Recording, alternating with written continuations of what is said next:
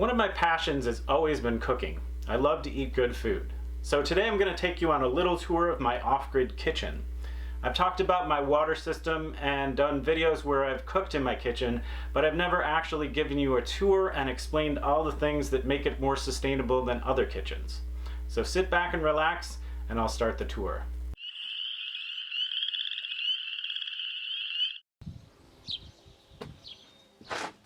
Because I have a tiny house, my kitchen isn't actually a separate space from the rest of the house. It just takes up this back wall of the first floor. But it pretty much has most things you need for a kitchen. A stovetop, oven, a sink, counter, cupboards, and a fridge. I also have a sort of pantry in the form of my root cellar, and these shelves where I keep my canned goods.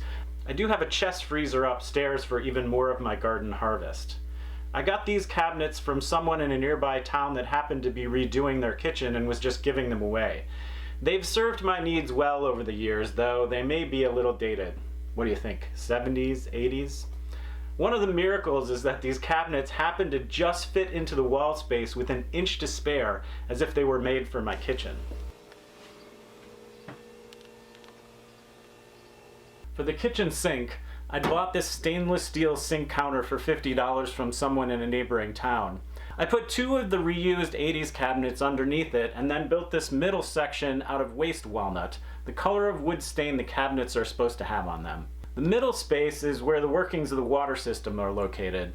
I reused some parts from other cabinet sections to make the length of the cabinets match the length of the sink countertop. I made this little movable cabinet and counter from waste wood and pallets.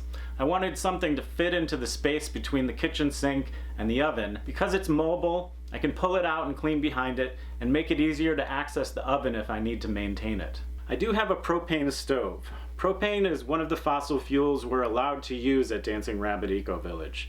Most other uses of fossil fuel aren't allowed. But in the last year, since getting an induction burner, I've been using that for much of my cooking.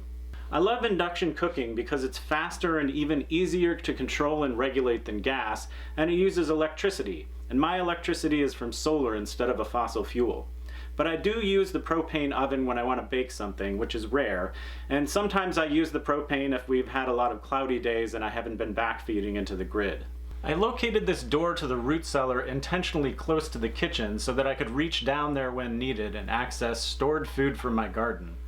I store potatoes, carrots, and other root vegetables in here, as well as live ferments and quite a bit of wine, as you can see.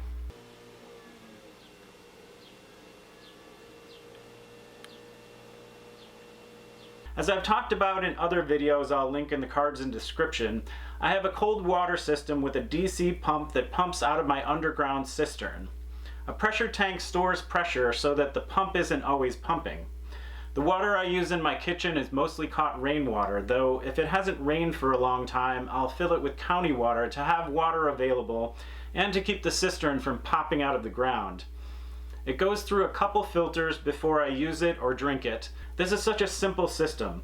Rainwater pumped in with solar electricity and pressurized so I can have running water and filtered drinking water. I don't have hot water, so I have to heat up water for doing dishes or making tea. This drinking water filter is ceramic, so it lasts a long time if I'm careful with it, and all you have to do to get it going again if it slows down is scrub it with a plastic scrubby thing. This is far better than plastic filters, and because this filter uses pressure instead of gravity like a Berkey filter, it's so much faster.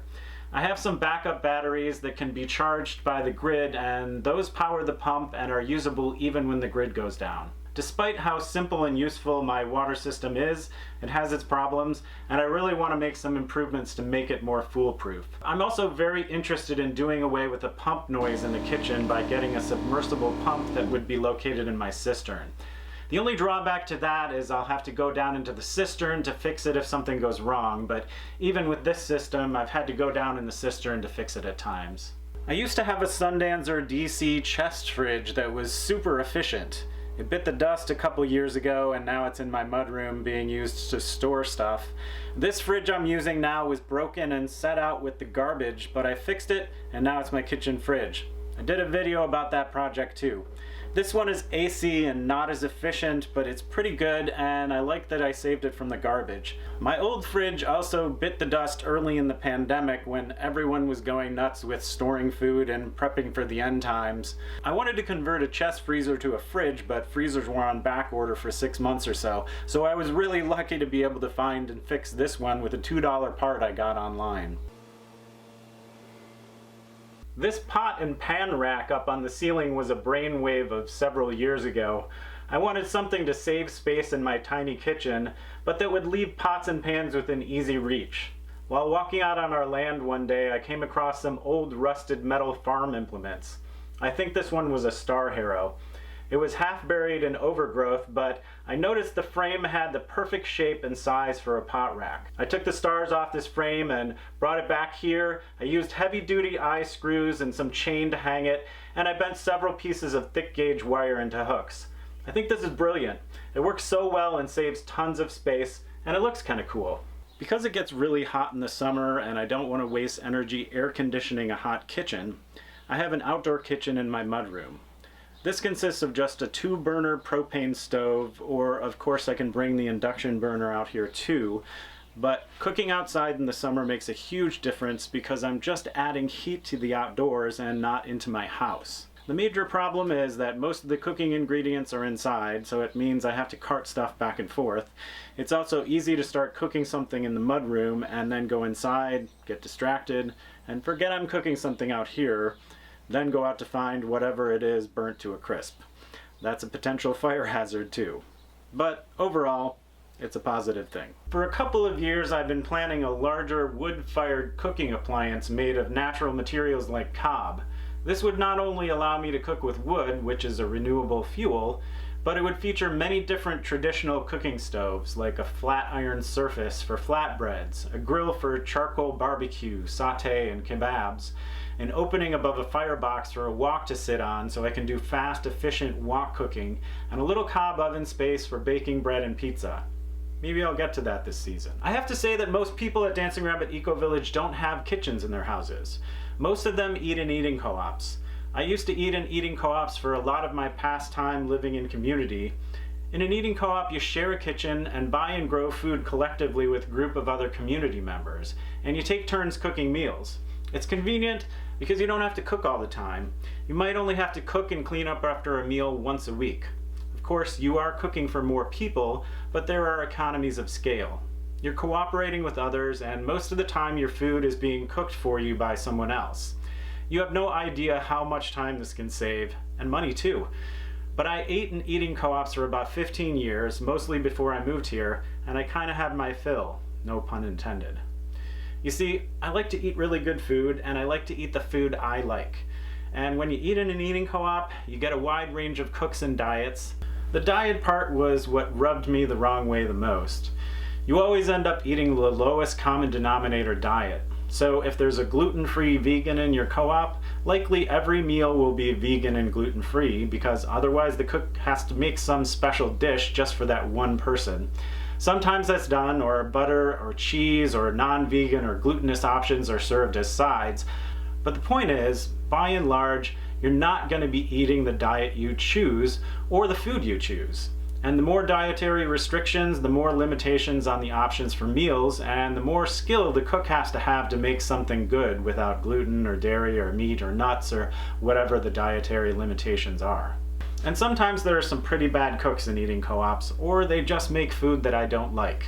If I could be in an eating co-op of incredible chefs who all ate my diet, I would gladly be in one, because there are huge benefits in saving time cooking and cleaning up after meals. There's also a social aspect of it that I miss more than anything.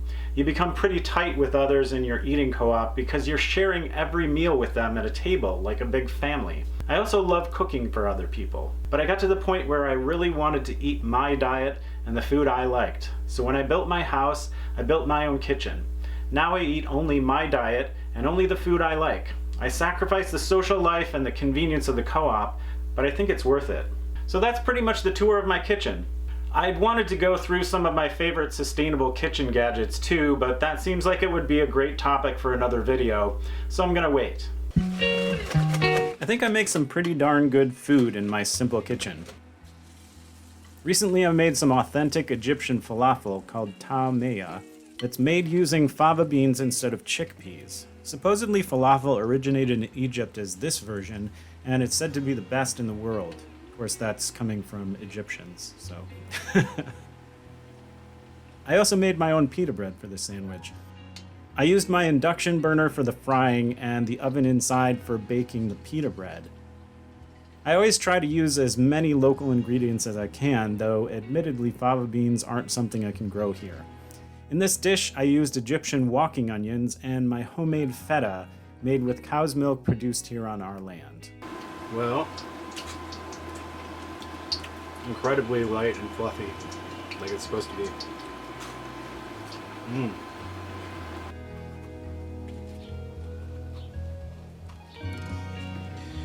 Oh, I'm so hungry.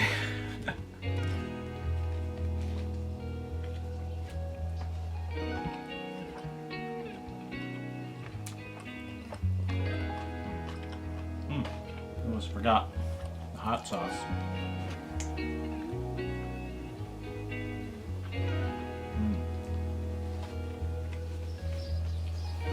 So good.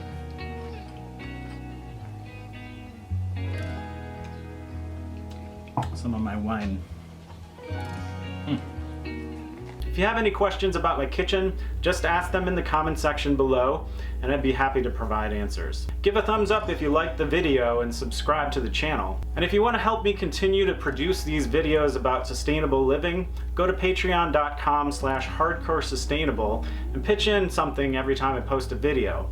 And a big thanks to my Patreon supporters for helping me to buy some new equipment and to keep making these videos for you to watch for free on YouTube. For even more content, follow me on Instagram and Facebook. I hope you've been inspired to change your life a little for the better. So many of these little lifestyle changes can be so easy to make and make a big difference in your impact. If you become a patron of Hardcore Sustainable, you'll get first preview of all my videos and you'll be helping me improve the channel. Another way to support me is by hiring my solar-powered bookkeeping services. Check out soulpowerbookkeeping.com for more info.